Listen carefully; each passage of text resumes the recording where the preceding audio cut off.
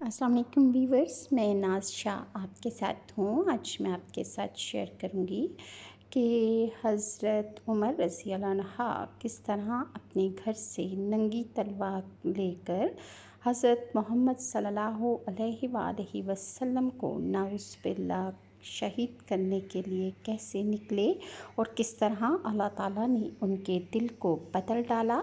आज तमाम डिटेल्स मैं आपके साथ शेयर करूंगी और काइंडली मेरे चैनल को लाइक और सब्सक्राइब ज़रूर कीजिए। हमारे आका और मौला जनाब मोहम्मद मुस्तफ़ा सल्लल्लाहु अलैहि वसल्लम हकीकत में कमाल और ख़ूबी वाले हैं, जिन्होंने बेशुमार लोगों को कमाल और ख़ूबी वाला बना दिया।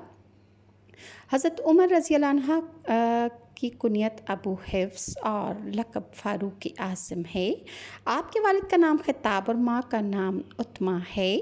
और तिरमिज़ी शरीफ की हदीस में है कि सरकार अक़दस सल्लल्लाहु अलैहि वसल्लम ने दुआ फरमाई थी कि या रब्बुल आलमीन, उमर बिन ख़िताब और अबू जहल बिन हशाम में से जो तुझे प्यारा हो इसे तू इस्लाम की इज़्ज़त अता फ़रमा दे। और हाकिम की रिवायत में हज़रत इब्न अब्बास से रिवायत है कि रसूलुल्लाह ने इस तरह दुआ फरमाई थी, यानी ए अल्लाह, ख़ास तौर से उमर बिन ख़त्ताब को मुसलमान बनाकर इस्लाम को इज़्ज़त और क़ुव्वत अता फ़रमा दे। तो अल्लाह के महबूब सल्लल्लाहु अलैहि वसल्लम की ये दुआ बारगाह इलाही में मकबूल हो गई और हज़रत उमर रज़ी अल्लाह अन्हा इस्लाम से मुशर्रफ़ हो गए। दिन ब दिन मुसलमानों की तादाद बढ़ते हुए देखकर एक रोज़ कुफ़ार मक्का जमा हुए और सब ने यह तय किया कि मोहम्मद मुस्तफ़ा को कत्ल कर दिया जाए। और मगर सवाल ये पैदा होता था कि कौन कत्ल करेगा। मजमा में ऐलान हुआ कि कोई बहादुर जो मोहम्मद सल्लल्लाहु अलैहि वसल्लम को कत्ल कर दे, उसको कौन ऐसा है जो कत्ल करके लाएगा। तो सारा मजमा खामोश रहा, मगर हज़रत उमर ने कहा, मैं इनको कत्ल करूँगा। लोगों ने कहा कि बेशक तुम ही इनको कत्ल कर सकते हो। फिर हज़रत उमर उठे और तलवार नंगी लेकर चल दिए। इसी ख्याल में जा रहे थे कि एक साहिब कबीला ज़हरा के, जिनका नाम हज़रत नईम बिन अब्दुल्ला बताया जाता है और बाज़ लोगों ने लिखा है कि इनका नाम कुछ और है, बहरहाल उन्होंने पूछा कि ए उमर, तुम कहाँ जा रहे हो। कहने लगे कि मोहम्मद सल्लल्लाहु अलैहि वसल्लम को नाउज़ बिल्लाह कत्ल करने जा रहा हूँ।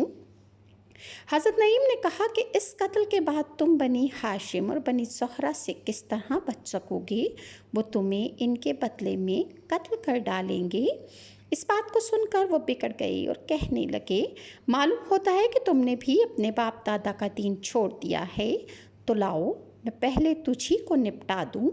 ये कहकर तलवार खींच ली और हज़रत नईम ने भी यही कहा कि हाँ, मैं मुसलमान हो गया हूँ, और उन्होंने अपनी तलवार संभाली। अनकरीब दोनों तरफ से तलवारें चलने को थीं कि हज़रत नईम रज़ी अल्लाह अन्हा ने कहा, तो पहले अपने घर की तो खबर ले ले। तेरी बहन फ़ातिमा बिनते ख़िताब और बहनोई सईद बिन ज़ैद दोनों अपने बाप दादा का दीन छोड़कर मुसलमान हो चुके हैं। ये बात सुनते ही हज़रत उमर रज़ी अल्लाह अन्हा को बेइंतहा गुस्सा आया और वहीं से पलट पड़े और सीधे अपनी बहन के घर जा पहुँचे। वहाँ हज़रत खुबाब रज़ी अल्लाह अन्हा दरवाज़ा बंद किए हुए इन दोनों मियाँ बीवी को कुरान पढ़ा रहे थे। हज़रत उमर रज़ी अल्लाह अन्हा ने दरवाज़ा खोलने के लिए कहा।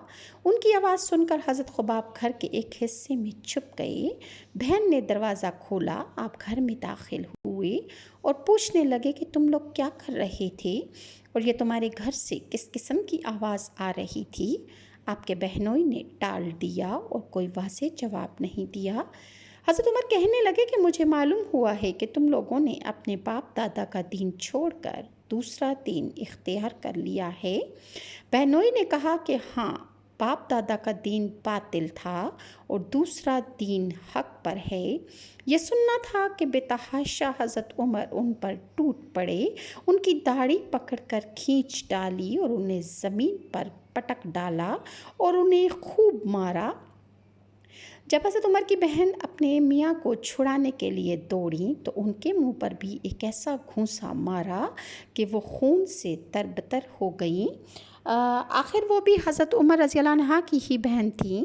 کہنے لگیں کہ عمر، ہم کو اس وجہ سے مار رہے ہو کہ ہم مسلمان ہو گئے ہیں؟ کان کھول کر سن لو کہ تم مار مار کر ہمارے خون کا ایک ایک قطرہ نکال لو گے تو یہ ہو سکتا ہے، لیکن ہمارے دل سے تم ایمان پھر بھی نہ نکال سکو گے، یہ ہرگز ہو ہی نہیں سکتا۔ اور آپ کی بہن نے کہا کہ میں گواہی دیتی ہوں کہ اللہ کے سوا کوئی معبود نہیں اور محمد صلی اللہ علیہ وآلہ وسلم اللہ کے بندے اور اس کے رسول ہیں۔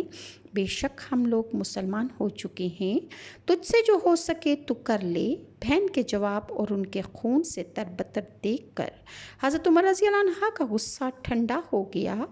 آپ نے فرمایا کہ اچھا، مجھے بھی وہ لا کر سناؤ جو تم لوگ پڑھ رہے تھے تاکہ میں بھی اس کو سن سکوں۔ آپ کی بہن نے کہا کہ عمر، تم ناپاک ہو اور اس مقدس کتاب کو پاک لوگ ہی ہاتھ لگا سکتے ہیں۔ حضرت عمر رضی اللہ عنہ نے بہت اصرار کیا مگر وہ بغیر غسل کے حضرت عمر کو قرآن دینے کو تیار نہ ہوئیں۔ آخر حضرت عمر رضی اللہ عنہ نے غسل کیا، پھر کتاب لے کر پڑھی۔ اس میں سورہ طٰہٰ لکھی ہوئی تھی۔ اس کو پڑھنا شروع کیا۔ جس وقت اس آیہ کریمہ پر پہنچے جس کا ترجمہ ہے، بے شک میں اللہ ہوں، میرے علاوہ کوئی معبود نہیں، تو میری عبادت کرو اور میری یاد کے لیے نماز قائم کرو، پارہ نمبر 16۔ اور تو حضرت عمر رضی اللہ عنہ کہنے لگے کہ مجھے محمد صلی اللہ علیہ وآلہ وسلم کی خدمت میں لے چلو۔ جس وقت حضرت خباب نے یہ بات سنی تو آپ باہر نکل آئے اور کہنے لگے کہ اے عمر، میں تم کو خوشخبری دیتا ہوں کہ کل جمعرات کی رات میں سرکار دو عالم صلی اللہ علیہ وآلہ وسلم نے دعا مانگی تھی کہ یا رب العالمین، عمر اور ابو جہل میں سے جو تجھے زیادہ محبوب اور پیارا ہے، اسے اسلام کی طاقت عطا فرما دے۔ معلوم ہوتا ہے کہ رسول اللہ کی دعا تمہارے حق میں قبول ہو گئی ہے۔ رسول اللہ صلی اللہ علیہ وسلم اس وقت صفا پہاڑی کے قریب حضرت ارقم رضی اللہ عنہ کے مکان میں تشریف فرما تھے۔ حضرت خباب رضی اللہ عنہ آپ کو ساتھ لے کر رسول اللہ صلی اللہ علیہ وآلہ وسلم کی خدمت میں حاضر ہونے کے ارادے سے چلے۔ حضرت ارقم کے دروازے پر حضرت حمزہ، حضرت طلحہ اور کچھ دوسرے صحابہ کرام حفاظت اور نگرانی کے لیے بیٹھے ہوئے تھے۔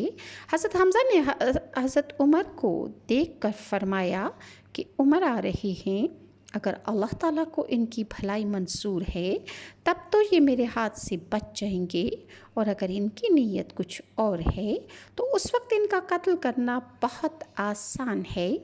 اسی درمیان میں آقا دو عالم صلی اللہ علیہ وآلہ وسلم پر ان حالات کے بارے میں وحی نازل ہو چکی تھی۔ سرکار دو عالم صلی اللہ علیہ وآلہ وسلم مکان سے باہر تشریف لائے، حضرت عمر رضی اللہ عنہ کا دامن اور ان کی تلوار پکڑ لی اور فرمایا، اے عمر، کیا یہ فساد تم اس وقت تک برپا کرتے رہو گے جب تک کہ تم پر ذلت اور رسوائی مسلط نہ ہو جائے؟